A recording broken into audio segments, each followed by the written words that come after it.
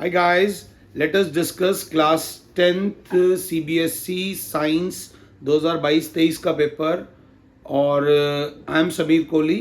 You can log on to shauryaTS.com to get a customized test portal. You can log on to jupiterflix.com to get a OTT of all the educational videos.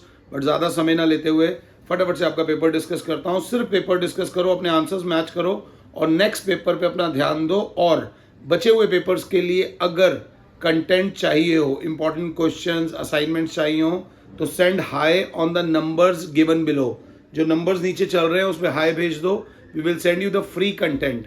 Question number 1 बोलता है the electron dot structure of chlorine molecules. Out of the 4 options chlorine का atomic number 17 होता है, 287. उसके outer most में 7 electrons होते हैं. उसको एक और चाहिए होता है. सिंपल बात, समझा नहीं रहा हूं, आंसर बता रहा हूं. Option C is the correct option. जय माता दी. क्वेश्चन नंबर 2 में बोल रहा था name of the salt use to remove permanent hardness of water. अगर आपने ये पढ़ा तो आपकी पढ़ाई अच्छी थी. इसका सिंपल आंसर है option C, sodium carbonate decahydrate is the salt to remove permanent hardness of water. ये उन बच्चों का अच्छा नहीं हुआ होगा जिन बच्चों ने यूजेस लिख लिख के नहीं करे होंगे. क्वेश्चन नंबर 3 बोलता है sodium hydroxide is termed as alkali whereas ferric hydroxide is not. Because, बता भाई क्यों. सिंपल सी बात है, दोनों बेस हैं. वाटर सॉल्युबल बेसिस को अल्कली बोला जाता है. तो सोडियम हाइड्रोक्साइड जो है वो वाटर सॉल्युबल है और फेरिक हाइड्रोक्साइड वाटर सॉल्युबल नहीं है. तो सिंपल सा इसका आंसर है ऑप्शन सी. ना गलत बोल रहा हूं. Option B, sodium hydroxide is a base which is soluble in water whereas ferrous hydroxide is also a base but not soluble in water. तो ऑप्शन बी, क्वेश्चन नंबर 3 का आंसर है option B. Thank you. Question number 4, acid present in tomato. बहुत basic question है. Option D, oxalic acid. Question number 5 पढ़ते आए हो आप. Question number 5 का magnesium. Option B is the correct option. Question number 6, ये वो प्रेसिपिटेशन वाला रिएक्शन है, साल भर रटना था ये वाला रिएक्शन. इसका option B is the correct option. Question number 6 का. क्वेश्चन नंबर 6 के बाद आते हैं हम क्वेश्चन नंबर 7 में. क्वेश्चन नंबर 7 में आपने बनाया होगा NaHCO3 प्लस HCl. तो ये बनेगा क्या, NaCl plus H2O plus CO2. CO2 is a gas which turns lime water milky. Option C is the correct option. Question number 8, the number of chromosomes in parent offspring of a particular species undergoing sexual reproduction remains constant due to option D, having of chromosomes. Half हो जाते हैं chromosomes क्योंकि 23 इधर से आते हैं, 23 उधर से आते हैं. Halving of chromosomes at the time of gamete formation. Question number 9, during the adolescence the reproductive phase starts. इन चारों ऑप्शंस को अगर आप ढंग से पढ़ोगे तो option A is the correct option. Question number 9 का जो आंसर है ऑप्शन ए, एडोलेसेंस वाले का. Thank you. Question number 10, Which pair of sex chromosome will determine a male? अब मैं इसमें आंसर डिस्कस नहीं कर रहा हूँ. XY is the right answer. Option C is the correct option. Question number 11, one of the events that does not take place during photosynthesis. अगर confuse हुए थे तो केमिकल इक्वेशन बना लेते. फोटोसिंथेसिस में कार्बन डाइऑक्साइड यूज होती है, निकलती नहीं है. ये याद रख लेना. क्वेश्चन नंबर 12 बोलता है observe the following diagram and identify the process and its significance. Water vapour निकल रहा है पानी लीफ में से. लीफ को जब पसीना आता है तो उसे ट्रांसपीरेशन बोलते हैं. इस प्रोसेस को क्या बोलते हैं, ट्रांसपीरेशन. हमारे को पर्सपीरेशन, लीव्स को ट्रांसपीरेशन. क्वेश्चन नंबर 13, इसमें फ्लेमिंग लेफ्ट हैंड रूल लगा दीजिएगा. क्वेश्चन नंबर 13 का आंसर है option D. Option D is the right answer. Question number 14, अगर मैं I2RT लगाता हूं, the resistance of a resistor is reduce to half.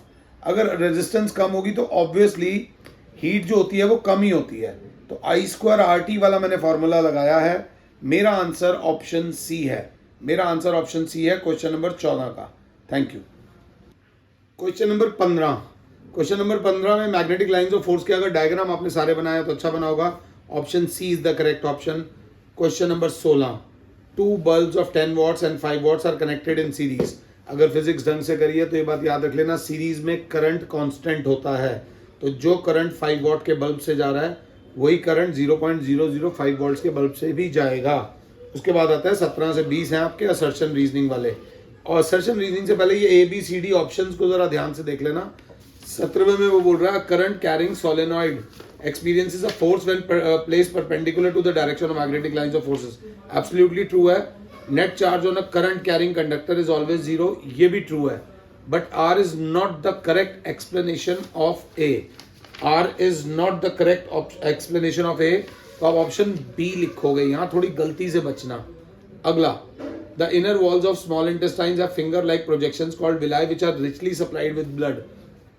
Absolutely clear. And these villi have large surface area which help the small intestine in completing the digestion of food. It is a wrong statement. Assertion is absolutely right. और जो वो है अपनी reason है वो सही नहीं है क्योंकि डाइजेशन ऑलरेडी हो सकती है, डाइजेशन हो चुकी होती है, तो इसमें assertion is right, reason is wrong.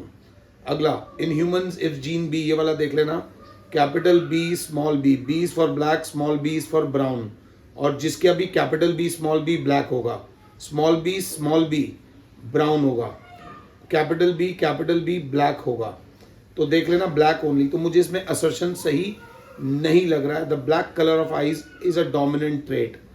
Simple सी बात है, कैपिटल लेटर्स में लिखा है तो डोमिनेंट ट्रेट है. Assertion is wrong, reason is correct. देख लीजिएगा, assertion is wrong, reason is correct. A is false but B is R is true. ये देख लीजिएगा. Question number 20. The reaction of quicklime with water CaO plus H2O is an exothermic reaction. अगर आपने reaction करा हो, चूने में पानी डालो, CaOH whole twice plus heat निकलती है और गुड़ गुड़ गुड़ गुड़ जैसी आवाज आती है, क्लास में कराया था. और quicklime react vigorously with water. Absolutely true.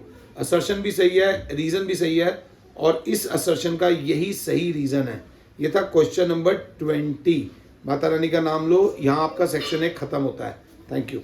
Section B very short answer है, ब्रीफ रखा होगा आपने. State the essential function perform by the ozone at the higher levels of atmosphere.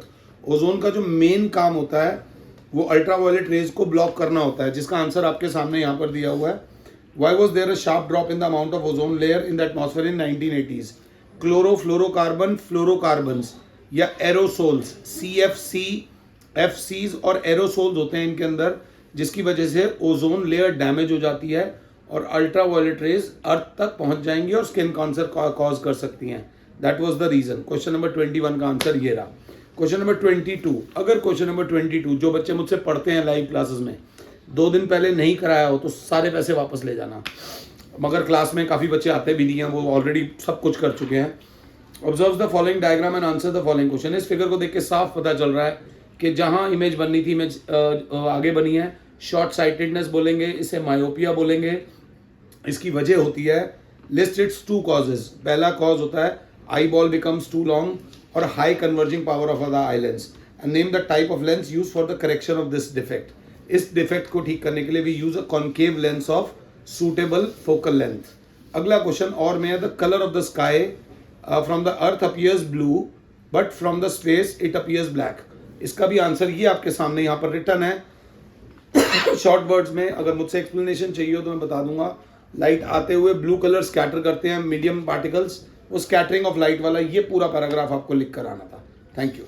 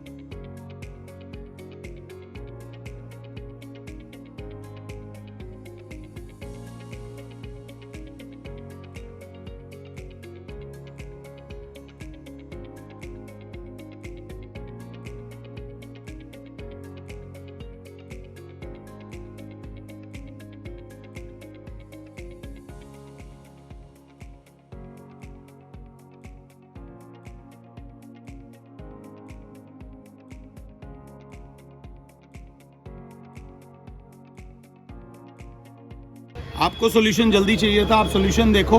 अपने मार्क्स चेक करो, अपने फ्यूचर की प्लानिंग करो और अब ज़्यादा टाइम वेस्ट मत करो, बाकी पेपर्स पे ध्यान दो। और अगर बाकी पेपर्स के लिए इंपॉर्टेंट क्वेश्चन या कंटेंट चाहिए हो तो हाई करो इस नंबर पे जो चल रहा है। Thank you, all the best.